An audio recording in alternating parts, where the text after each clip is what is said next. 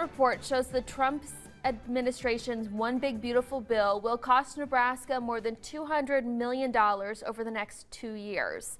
Nebraska Senator Pete Ricketts telling state reporters in a press conference this afternoon it will be, quote, great for Nebraska families. 1011's Darsha Dodge was on that call, and she joins me from the newsroom with more. Darsha?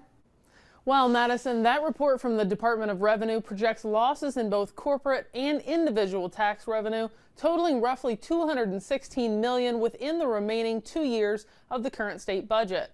But the state's junior senator says it will be a benefit to Nebraska families. The Nebraska Department of Revenue is required to release an analysis within 60 days of any change to the National Internal Revenue Code. Well, the One Big Beautiful Bill passed July 4th. Now, that same month, the state's Economic Forecasting Advisory Board met, announcing the state is facing a $95 million projected deficit. Those at the Open Sky Institute here in Lincoln say what it will look like for Nebraskans is still yet to be certain. As for Senator Ricketts, today he reiterated that the bill prevents a tax increase for Nebraska families, but when asked about the impact to the state, he had this to say.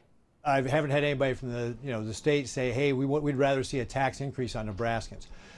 With regard to the projections from the Department of Revenue, they did not share any of that with me prior to voting for it. Right now, we're going to just be waiting for the Nebraska Economic Forecasting Board, which meets next month. We will get more information after that meeting next month as to what's going to be on deck for state lawmakers when they come back into legislative session in January.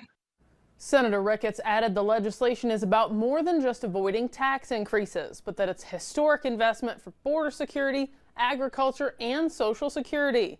He added balancing the budget remains Pillen's job, but that the focus should be on controlling spending to deliver tax relief.